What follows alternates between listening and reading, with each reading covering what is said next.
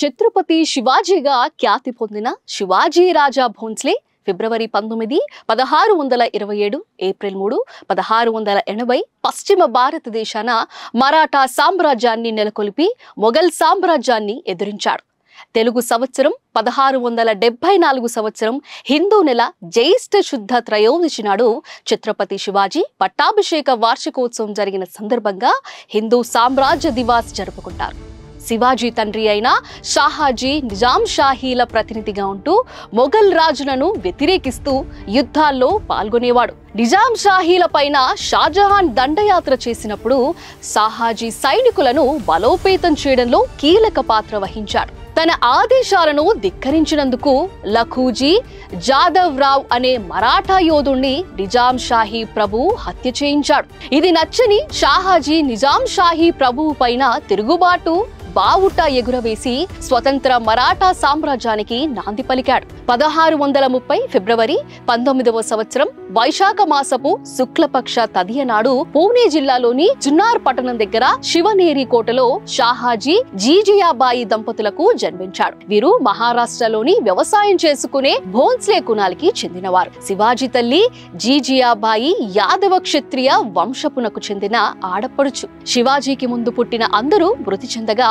ఆమె పూజించే దేవత అయిన శివై పార్వతి పేరు శివాజీకి పెట్టింది. షాహాజీ నిజాంలను ఓడించి గెలుచుకున్న ప్రాంతాల్లో సామ్రాజ్యాన్ని నెలకొల్పడానికి ప్రయత్నిస్తుండగా మొఘలులు ఆదిల్ష్లతో కలిసి షాహాజీని ఓడించారు. ఆదిల్ష్లతో సంధి ప్రకారం షాహాజీ ప్రస్తుత బెంగళూరు ప్రాంతాన్ని జాగీరుగా పొంది పూణే వదిలి వెళ్లవలసి వచ్చింది. షాహాజీ పూణేలో తనకున్న జాగీరును వదులుకోవాల్సిన అవసరం లేకుండా ఒప్పందం కుదుర్చుకున్నాడు. షాహాజీ పూణేలో తన జాగీరు వ్యవహారాలను తన భార్యకు అప్పగించి యువకుడైన శివాజీకి రాజనీతి వ్యవహారాలు నేర్పడానికి కొందరు ముఖ్య అనుచరులతో కలిసి ఒక విభాగాన్ని ఏర్పాటు చేసి తాను బెంగళూరుకు జాగీరుకు వెళ్లిపోయాడు. శివాజీ తల్లి అతనికి పుట్టిన భూమిపైన ప్రజలపైన ప్రేమ కలుగునట్లు విద్యాబుద్ధులు నేర్పింది. చిన్నప్పటి నుండి భారత రామాయణ బలి చక్రవర్తి గాథలు చెప్పి వీర లక్షణాలు మొలకింపచేసింది. పరమత సహనం, స్త్రీల పట్ల గౌరవం తన తల్లి వద్దనే నేర్చుకున్నాడు. తన తండ్రి పొందిన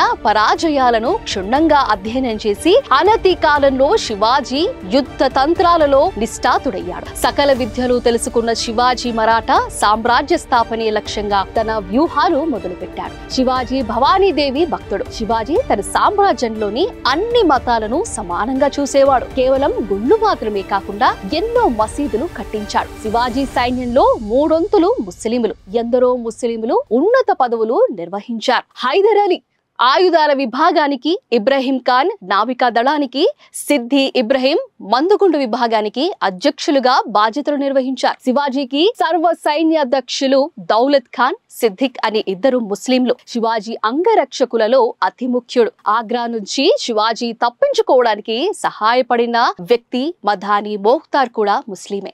మరాఠా సామ్రాజ్యం ముగిసే వరకు శివాజీ ఏర్పాట్లు చేసిన సైనిక వ్యవస్థ నిలిచి ఉండేది. పటిష్ట అయిన నౌకా దళాన్ని, అశ్వక దళాన్ని ఏర్పాటు చేశాడు. 8 నెలలు పంటలు పండించే రైతులు కూడా 4 నెలలు యుద్ధ నైపుణ్యాలను నేర్చుకోవడం శివాజీ విధానాలను అద్దం పడుతోంది. కేవలం సైనికులే కాక సంఘంలోని అన్ని వర్గాల వారు కోటను పరిరక్షించేవారు. మరణించే నాటికి శత్రువులందరూ వెనుకాడే విధంగా 1,00,000 సైన్యాన్ని తయారు చేశారు సమర్థుడు శివాజీ. మరణించే నాటికి 300 కోటలు శివాజీ ఆధీనంలో ఉండే. కొండపైన ఉన్నత సాంకేతిక విలువతో దుర్భేద్యమైన కోటలను నిర్మించేయడంలో శివాజీ ప్రపంచ ఖ్యాతి పొందాడు. నాసిక్ నుండి మద్రాసు దగ్గర ఉన్న జింకీ వరకు 1200 కిలోమీటర్ల మధ్య ఈ 300 కోటలు నిర్మించబడ్డాయి.